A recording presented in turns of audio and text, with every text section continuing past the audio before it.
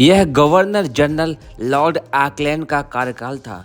सन 1837-38 की बात है। एक दिन गवर्नर जनरल के मिलिट्री सेक्रेटरी और उनके अंगरक्षक कैप्टन मैकग्रेगर लाहौर आए। इन दिनों पंजाब के महाराजा रणजीत सिंह से संधि हुए थोड़े दिन ही हुए थे।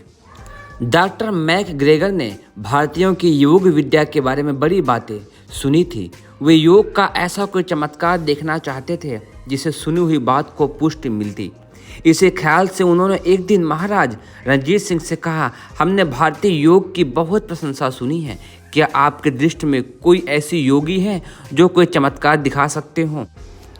एक बार तो रणजीत सिंह के मन में आया कि जिन अंग्रेजों के आगे योग का मूल्य और महत्व चमत्कार भर है, उन्हें जीवन के सच्चाई आत्म कल्याण के प्रति ना कोई श्रद्धा है ना जिज्ञासा।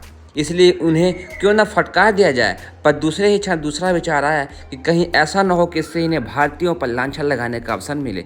इसलिए उन्होंने अन्यमनस्क ही सही प्रस्ताव स्वीकार कर लिया। उन्होंने अपने गुरु संत हरदास का स्मरण कर उन्हें लाहौर बुलाया और सारी बातें उनसे निवेदन की। संत हरदास ने 40 दिन का पृथ्वी में गड़े रहने का एक प्रयोग दिखाना स्वीकार कर लिया। नियत दिन doctor McGregor, captain Ward, Ranjit Singh ji व अन्य सभी लोग संत हरदास उपस्थित हुए। उन्होंने कहा, हम आप जिन शरीरों से बने हैं वह तो हवा, मिट्टी, पानी का संयोग मात्र है।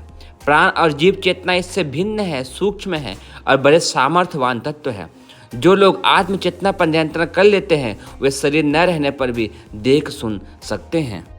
पृथ्वी में गड्ढा खोदा गया। संत हरदास ने मुख को छोड़कर सारे इंद्रिय द्वार मोम से बंद कर लिए, जिससे भीतर किसी प्रकार की वायु न जा सके। 40 दिन बाद के सारी क्रिया कागज में लिखकर उन्होंने जिह्वा को तालुकंठ से लगाकर मुख से जाने वाली श्वास का मार्ग भी बंद कर दिया। ऐसा करते ही वे समाधि में चले गए। काठ के संदूक में श्वेत वस्त्र बिछाकर मसनद लगा दी गई। उस पर संत हरदास को टिकाकर बक्सा बंद कर दिया गया। ताला लगाकर रणजीत सिंह जी महाराज की व्यक्तिगत मोहर से उसे सील कर दिया गया। बक्स एक ऐसे लकड़ी का था जिसमें कील लगने की संभावना न थी। फिर उसे सावधानी से गड्ढे में रखकर ऊपर से मिट्टी कूट दी गई। 40 दिन बाद डॉक्टर मैकग्रेगर, उनके अंग्रेज मित्र महाराजा रणजीत सिंह, सभासद और सैकड़ों प्रतिष्ठित व्यक्ति यह देखने के लिए उपस्थित हुए कि प्राणों पर नियंत्रण कर लेना सचमुच संभव है क्या। अंग्रेजों के लिए तो यह महान आश्चर्य जैसी घटना थी। प्राणायाम के द्वारा कुछ समय तक श्वास से साधे रहना और फेफड़ों में भरी हवा से थोड़ी देर तक काम चला लेना तो उनके समझ में आ गया था।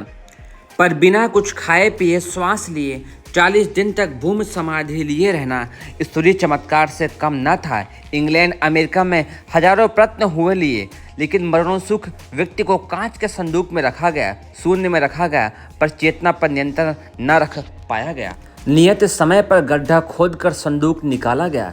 सील ज्यों के त्यों बंदूक खोला गया। संत हरदास उसी शांत प्रसन्न मुद्रा में बैठे थे जिसमें वह 40 दिन पूर्व बैठाए गए थे। उन्हें बाहर निकाला गया। डॉक्टर मैकग्रेगर ने शरीर परीक्षा की। नाड़ी बंद, हृदय गति बिल्कुल नहीं, निस्पंदित, सारा शरीर ठंडा, जीवन के कहीं कोई लक्षण नहीं। सिर पर हाथ फिराते हुए जब उनका हाथ चोटी वाले स्थान पर पहुंचा तो उनकी अंगुली जल गई। झपट कर हाथ हटाया।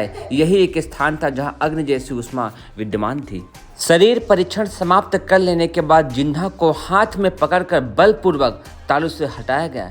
कान, नाक से मोम निकाल ली गई। ठंडा पानी सिर और सारे शरीर पर छिड़का गया। धीरे धीरे चेतना सारे शरीर में दौड़ने लगी। श्वास चलने लगी, नाड़ियाँ चलने लगी, हृदय धड़कने लगा, फेफड़े काम करने लगे। संत हरदास प्रसन्न मुद्रा में उठकर खड़े हो गए।